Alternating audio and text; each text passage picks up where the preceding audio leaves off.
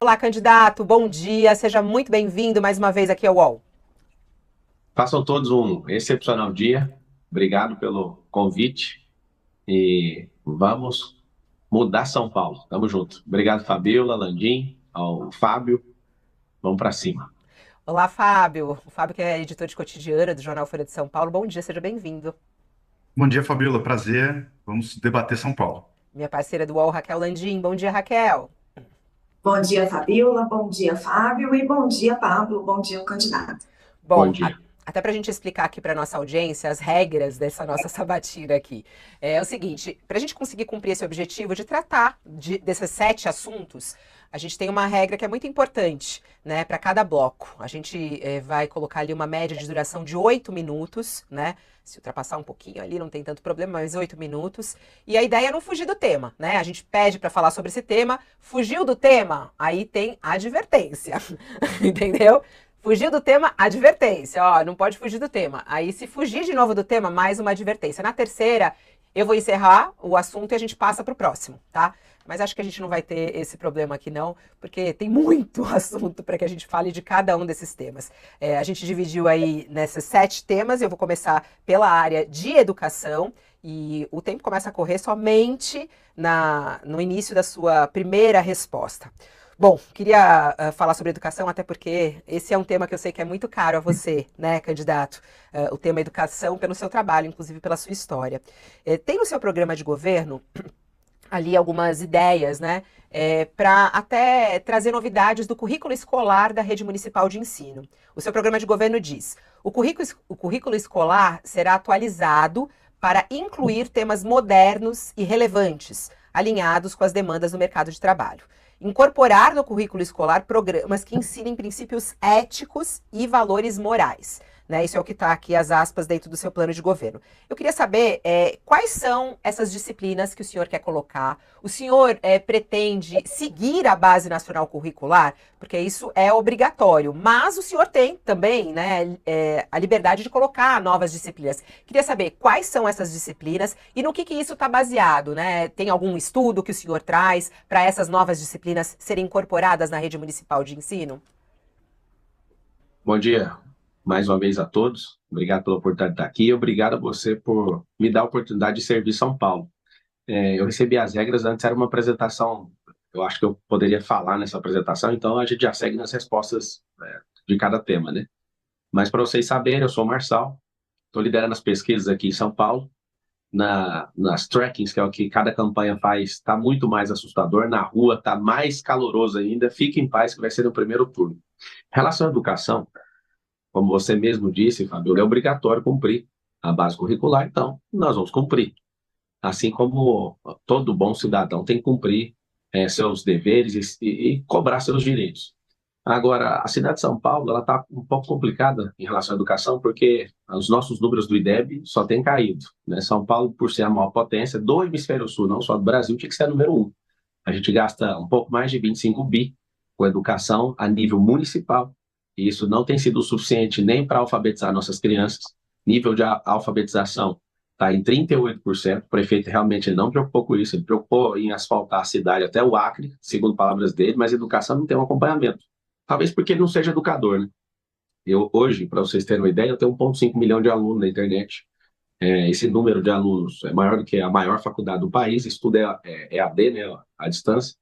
E eu tenho um carinho muito grande pela educação, eu também tenho escola infantil, e a gente precisa de trazer o formato lúdico para essas crianças, para a gente conseguir, até os 7 anos de idade, fazer com que seu filho, ou filho de alguma pessoa que você conhece que está na rede pública, conseguisse ser alfabetizado. No contexto global, para todo mundo entender, o aluno de escola pública, ele sai do ensino médio, 90% deles não sabem fazer matemática básica, ou seja, é um fracasso total no nosso modelo de ensino. O que eu quero implementar? E eu acredito que isso vai mudar outras áreas, né? Porque a educação é a base de tudo.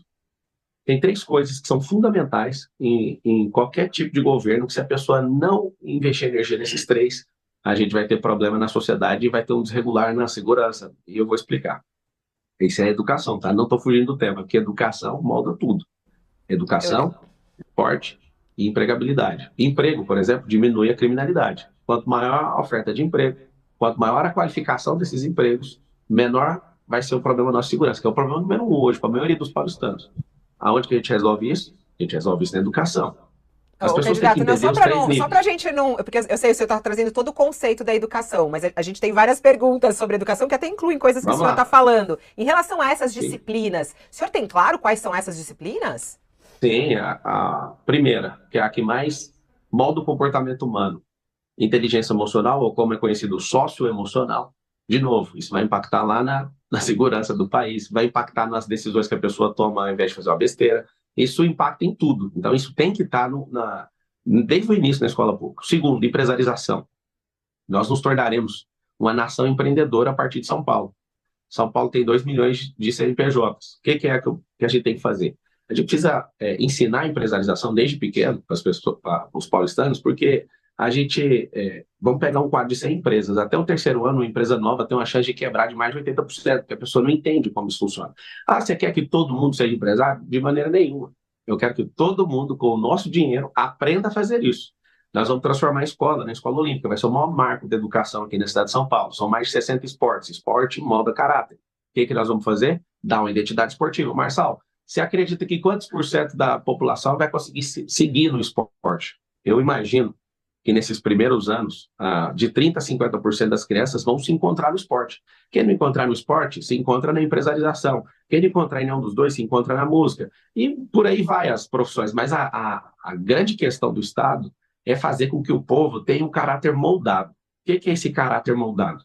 O esporte, ele molda caráter por quê? Porque você aprende a competir, você aprende a respeitar. Por exemplo, a pessoa que aprende artes marciais na escola, essa pessoa ela não briga. Ela já não faz parte mais daquele grupo de pessoas que brigam por qualquer coisa, porque ela ganha uma consciência que ela entra para lutar. E para lutar tem que ter um ringue, tem que ter um octógono. Ela respeita o próximo. Isso o esporte Candidato, faz.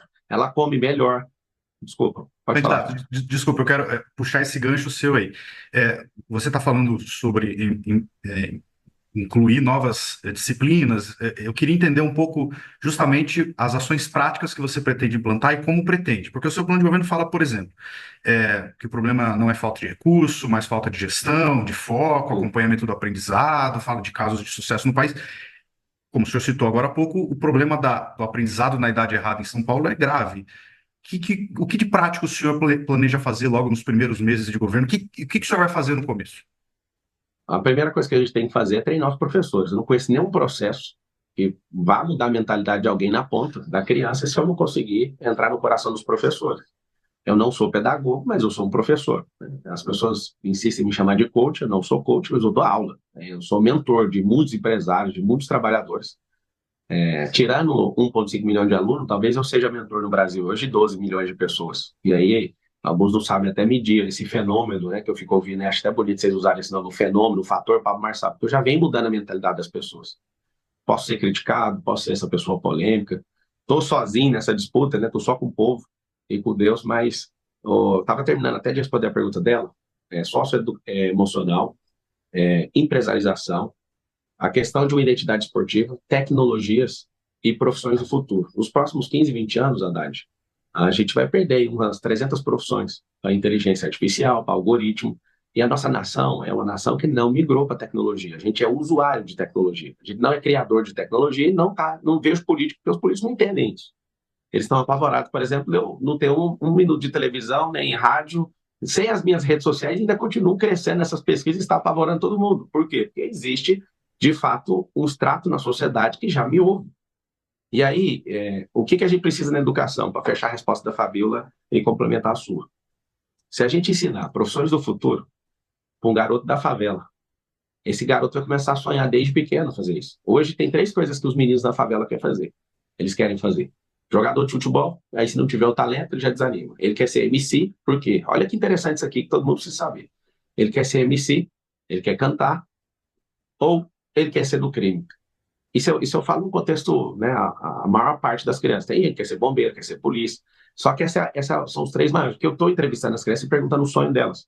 Por que elas querem essas 3 coisas? Ou jogar futebol, ou ser MC, ou ir para o crime. Porque os 3 apontam para a prosperidade. E é um negócio assustador. Todo mundo quer prosperar. E o que a gente vai ensinar, que a esquerda pira e surta, é educação financeira. Como o próprio presidente Lula falou, num comício aqui em São Paulo. Se a pessoa ganha mais de 4 mil por mês, ela tem uma renda superior a 4 mil, ela para de votar no PT. Então, esse é meu sonho, ensinar educação financeira para as crianças desde pequeno. Quando você ensina educação financeira, a pessoa não fica dependente do Estado, ela não fica mais A, buscando a estabilidade. metodologia é sua mesmo, Pablo? Ou você está inspirado, ancorado em algo científico, com algum educador de peso ao seu lado? Ou é uma metodologia mesmo sua? Por exemplo, você trouxe aqui educação socioemocional, educação financeira, que é extremamente importante. Tudo isso é baseado realmente na sua metodologia ou é ancorado em alguma metodologia específica? Essa é a lógica, né? A base natural das coisas. Não precisa de falar que é minha ou de alguém que está querendo promover alguma coisa. Isso é lógica. Se a pessoa não sabe lidar com dinheiro, ela é escrava de um governo que é assistencialista. Se a pessoa não aprende... Eu já aplico isso nas minhas escolas, se você quer essa resposta. Agora, os Estados Unidos, eu vou só responder isso lá e passo para você. Eu ainda nem falei o que eu quero fazer, que é a revolução da educação no Brasil. A gente vai ter que ensinar todo mundo a ser investidor. Tem 3 níveis. As pessoas têm que aprender um trabalho, depois elas têm que aprender a empreender e depois têm que aprender a investir. São 3 níveis. E eu finalizo contando isso para vocês. Na Europa, mais de 70% dos europeus investem. Mais de 70%. Olha tanto que é drástico e por que vai ter uma revolução da educação na cidade de São Paulo. E no Brasil, consequentemente. Funcionando aqui, o Brasil é obrigado a copiar. Nos Estados Unidos, mais de 50%. No Brasil, 3%. Aí vocês vão aprender a fazer o web, porque 3% é uma vergonha. Nosso povo não foi preparado para investir, nem para empreender e nem para trabalhar. A gente tá no nível engatilhando, que o trabalho é o básico. Tinha que estar todo mundo trabalhando, quem tem capacidade laborativa. Só que não está. A gente tem mais de quase 3 mil cidades no Brasil, tem mais gente ganhando assistencialismo do que trabalhando, pra você ter uma noção. Nós estamos no modelo educacional fracassado, escolarizado, precisa ter educação. Você está trazendo conceitos nos quais você acredita. E eu queria perguntar das coisas práticas. Por exemplo, ensino integral. Você está dizendo que vai aumentar o ensino integral em São Paulo, que é uma demanda muito importante para a cidade, usando, vou até pegar o nome aqui, os centros para crianças e adolescentes. Os centros para crianças e adolescentes são para assistência social. Um trabalho importantíssimo, mas é para criança com problema, criança que precisa de um atendimento, e ali tem atividade lúdica, atividade cultural. É muito diferente de você colocar aquela criança 7 a 9 horas na sala de aula. Como que você vai fazer isso na prática? Como que você vai... Escola Olímpica. Custa 7 a 9 horas na sala de aula. No seu plano de governo está dizendo que é através dos centros para crianças e adolescentes. Isso é mais um item. Social. Tá. Como que você vai fazer a escola em tempo integral? Vamos sair da teoria e entrar na prática. Vamos. Na prática, só vamos entrar no dia 1º de janeiro, que até agora é a teoria. Tem uma diferença, Raquel, de plano e projeto. Não, você precisa trazer também o Não, é porque você está pedindo prática, mas a prática só vai acontecer em janeiro. A gente continua na teoria. Por que é teoria? Não, mas se você discordar, não vai mudar nada aqui. A prática é lá. A gente tem... É o eleitor que está pedindo para você trazer. Então, tá bom. Eu estou já respondendo. Se você puder deixar responder, está tão elegante a entrevista, eu sigo respondendo. Claro. Vamos lá. Existe plano, que aponta para o rumo, e existe projeto. No dia 6, às 20 horas e 30 minutos, eu já vou começar a rodar os projetos. Plano é uma coisa. Isso aí é um norte, para onde nós estamos indo. Depois nós vamos para os projetos técnicos. Depois nós vamos para a prática. Para você que é paulistano e entende o que a gente precisa colocar essa escola em tempo integral, porque você trabalha e seu filho fica jogado com alguém. Então, quando eu falei que eu vou transformar a escola na escola olímpica, além do que você falou, Raquel, a gente vai ter pessoas, vamos ter as crianças treinando, a gente vai descobrir a vocação esportiva de alguém, sabe para quê? Para cuidar da saúde dela, da saúde mental, da saúde física. Um centro olímpico custa R$1,5 milhão. Pra você ter uma noção, nós queremos fazer em todas as escolas. Não vai fazer isso no primeiro ano, no segundo, isso é progressivo, isso é uma institucionalização de política pública para que as crianças estudem num período, na outra elas vão treinar. Nós vamos levar isso a chegar a um ponto de as crianças que forem para competições terem bolsas para rendimento, para crescerem nisso. A gente vai dedicar nisso. Não é para ocupar lugares apenas que já existem. A gente tem isso hoje, a gente quer ampliar, mas a grande verdade é que essa escola em período integral ela é baseada naquilo que é o esporte. E tem mais de 60 modalidades, nós vamos descobrir a vocação que o seu filho tem para a gente ocupar a mente dele. Presta bem atenção o que eu tenho ouvido quando eu vou nas favelas. Por favor, o número 1, tá? Eu gosto de perguntar, Landim, para as mães, o que você faria se você fosse prefeita? Todas, é um negócio incrível. Todas não, 9 cada 10 que eu fiz essa pergunta, elas falam assim, cuida das crianças. E aqui eu quero deixar claro para todos vocês que eu fiz uma aliança com 2 crianças. Esse relógio que eu carrego aqui é do Theo, lá do Jardim Rosana, no Campo Limpo. E essa pulseira aqui, ó, é da Clarice. O Theo tem 8 e a Clarice tem Ô, 12. O do Theo, candidato, quando ele me deu. Deixa eu só terminar a resposta. sim. Para mostrar que eu tenho uma aliança com o povo e que esse relógio é um tempo novo para as crianças e para os mais pobres. E eu me propus a andar com esse relógio para marcar esse novo tempo na cidade de São É Paulo. muito. Então, nós vamos, além de ocupar e trazer recreação para o seu filho, a gente vai fazer seu filho ser um atleta de alto rendimento. Por quê? Para ele te dar orgulho, para ele honrar a senhora e o senhor, que é pai dele. Na maioria dos casos, é só a mãe que responde, porque a maioria dos lares nas favelas são liderados por mulheres. Eu sinto essa dor. A minha mãe, por É muito interessante que alguns você anos, nos traz. criou dessa forma. Ô, Pablo, é muito interessante o que você falou agora, né? De cuidar das crianças, né? Nós somos pais, você tem 4 filhos, né? Eu tenho uma filha, a gente sabe o quanto isso é importante. Tem um assunto que as pessoas falam que é polêmico e tudo mais, e que é difícil, né? Já que a gente está falando sobre novo conteúdo e o foco das escolas, educação sexual nas escolas. Né? A gente tem aí o uso da internet de uma maneira descontrolada, tem até um movimento em São Paulo, Desconecta e tudo mais, as crianças na internet. Me chamou a atenção até uma fala sua no Flow, que eu falei assim, nossa, eu fiquei bem impressionada, né? Que você falou, nossa, Igor, eu fiquei preso, tuas aspas, né? Fiquei preso por 20 anos na pornografia, desde os 5 anos de idade. Fiquei impressionada com essa idade, 5 anos de idade. Bom, a gente sabe sobre o risco disso para as crianças, né? Crianças pequenas que às vezes não têm acesso, não têm um cuidado maior. Você acha importante ter esse conteúdo de educação sexual nas escolas, justamente para reduzir a violência sexual contra as crianças, que acontece muitas vezes dentro de casa? Você tem uma noção, quando eu tinha 5 anos, não tinha essa internet desse jeito, que era só apertar e ver qualquer coisa aí, né? Eu acho muita gente a se libertar de pornografia. Eu fiquei 20 anos preso nisso. E na escola, a gente não pode falar nada de erotização. Ali não é um ambiente para isso. A matéria vai chamar, e deve se chamar, segurança sexual. Para a criança não confiar em ninguém em relação à sexualidade dela. Para os pais também terem orientação, porque tem famílias que não têm orientação. Sempre perguntar para o filho se ele está tendo um comportamento estranho. Uma das coisas que mais preserva a família, Fabiola, e inclusive a gente quer instruir os pais em relação a isso, porque não existe educação sem instrução para os pais. Na escola que meus filhos estudam, que inclusive é minha, os homens, nós estamos lendo um livro chamado Criando Meninos, do James Dobson. Então, os pais, eles estão lendo e estão sendo transformados, porque mostra que o maior cuidado que a gente tem que ter na sociedade é com os meninos. Olha que coisa interessante. As meninas são mais delicadas, mas são os meninos que têm a maior quantidade de morte precoce, delinquência, suicídio, a maior parte é eles que vão para a cadeia. Então, o regulador da sociedade é o pai, dá muita atenção para o homem, porque o homem ele é alguém desgovernado. A sociedade está nessa decadência por causa do homem. Respondendo a sua pergunta, deve-se falar sobre segurança sexual e não erotização. Por quê? Ah, Quando você coloca, só um pouquinho, quando você entra com um assunto e não põe limite nesse assunto, aí vem um militante, seja de qualquer ala, não estou falando do que ele é, e se ele é uma pessoa que não respeita esses limites, ele vai começar a falar e levantar a bandeira dele, o pensamento dele. Nós temos que ter muito cuidado disso, a gente não tem que estimular esse assunto em sala de aula, a gente tem que falar sobre abuso, a gente tem que falar sobre essas crianças desde pequeno, contar para o papai e para a mamãe, se tiver alguém, né, com algum ato libidinoso, a gente tem que entrar nesse assunto. Escola não é lugar para erotizar a criança, ainda mais dando a chance para algum maluco sequestrar essas crianças emocionalmente, ou serem ridicularizadas por alguma forma. Ali não é um lugar para isso. Eu sou aluno de escola pública, eu sei que isso não é um assunto para ser falado dentro de sala de aula. Bom, Segurança sexual tem que ser falado, tem que ter cartilha. Agora, o que cada um pensa sobre sexo, isso aí é o fim do mundo, destruir as nossas crianças. Se você gostou desse vídeo, se inscreva no canal, curta e compartilhe. Até a próxima.